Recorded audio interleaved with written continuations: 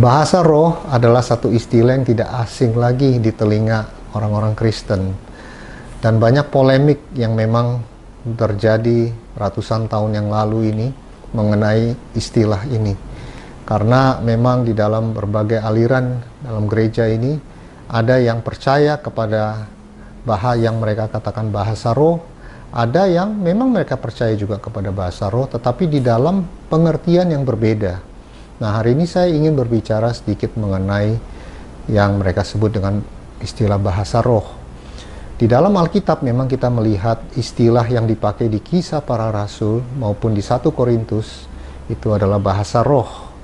Tetapi di dalam Alkitab yang versi yang terbaru ini, yang kedua, saya melihat itu sudah diganti dengan istilah bahasa lidah.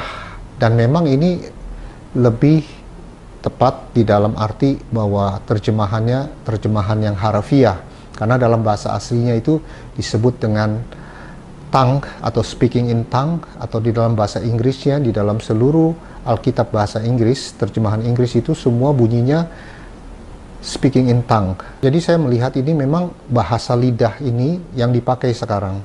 Jadi kalau kita melihat kenapa ya dipakai bahasa lidah, karena memang bahasa itu adalah sesuatu yang dapat dimengerti.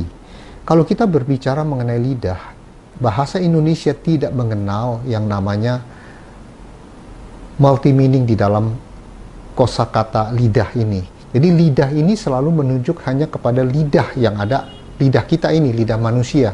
Tetapi kalau di dalam bahasa Yunani maupun juga di dalam bahasa Inggris, dan saya yakin juga di dalam bahasa-bahasa yang lain, mereka mempunyai multi meaning. Jadi artinya lebih dari satu arti untuk kata lidah ini.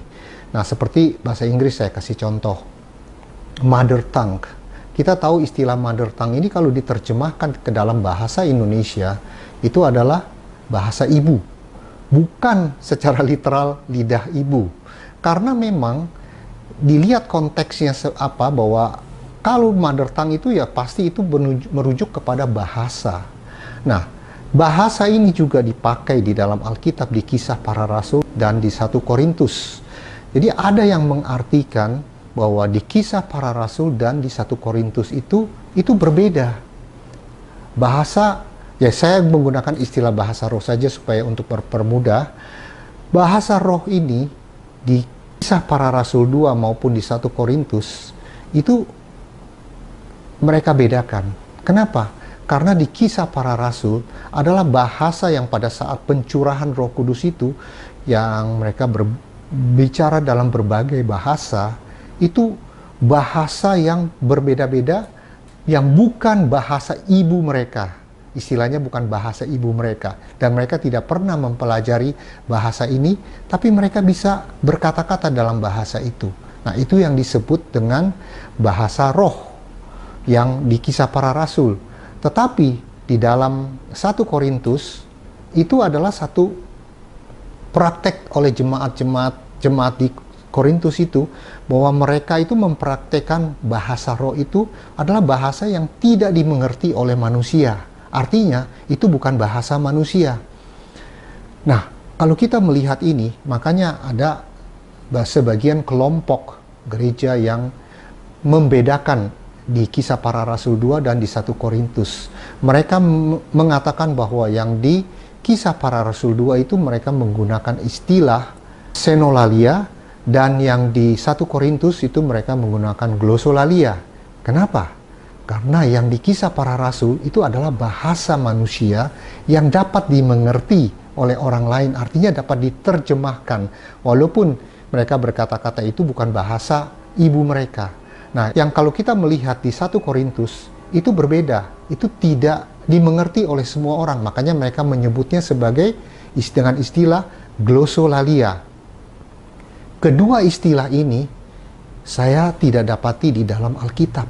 Karena yang saya lihat, di dalam Alkitab itu menggunakan akar kata yang sama. Baik itu di Kisah Para Rasul yang kedua, maupun yang di 1 Korintus. Itu menggunakan istilah dengan akar kata glosa. Glosa itu diterjemahkan secara harafiah itu adalah lidah. Nah, jadi kalau kita melihat kenapa ini dibedakan, saya tidak mengerti kenapa dibedakan, padahal sama.